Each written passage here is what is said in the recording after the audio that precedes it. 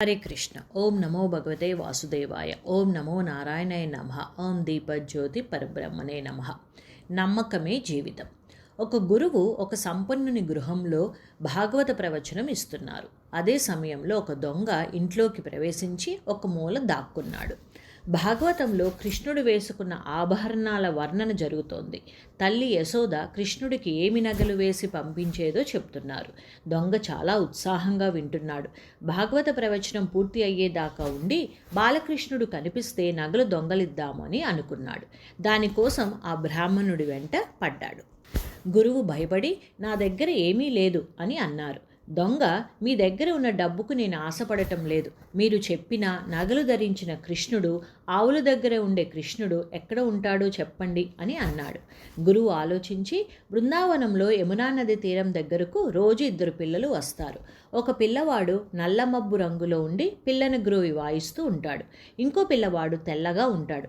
తెల్లటి పట్టు వస్త్రము ధరించి ఉంటాడు. ఆ నల్ల మబ్బు ఛాయలో పిల్లని గ్రోవి వాయిస్తూ ఉండేవాడే నేను భాగవతంలో చెప్పిన కృష్ణుడు అని ఆ దొంగ నుండి తప్పించుకోవడానికి చెప్పాడు. దొంగ గురువు మాట నమ్మి బృందావనానికి వెళ్ళాడు. యమునా నది తీరం వద్ద కూర్చుని ఆ 2 పిల్లల రాక కోసం ఎదురు చూశాడు. ఇంతలో పిల్లన గ్రోవి వినిపించింది.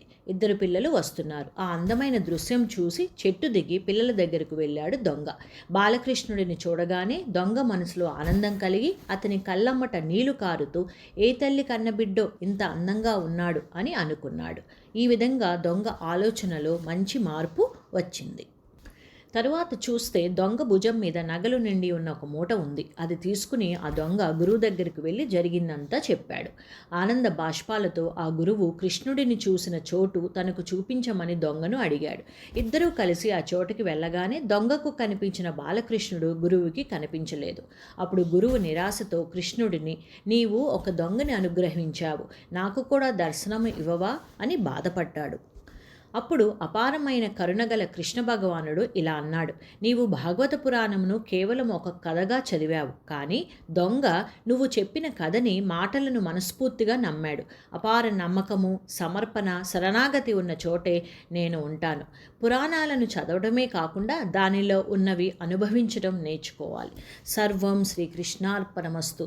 సర్వే జనా సుఖినో భవంతు. లోకా సమస్త సుఖినో భవంతు. శుభం భూయాత్. హరే కృష్ణ.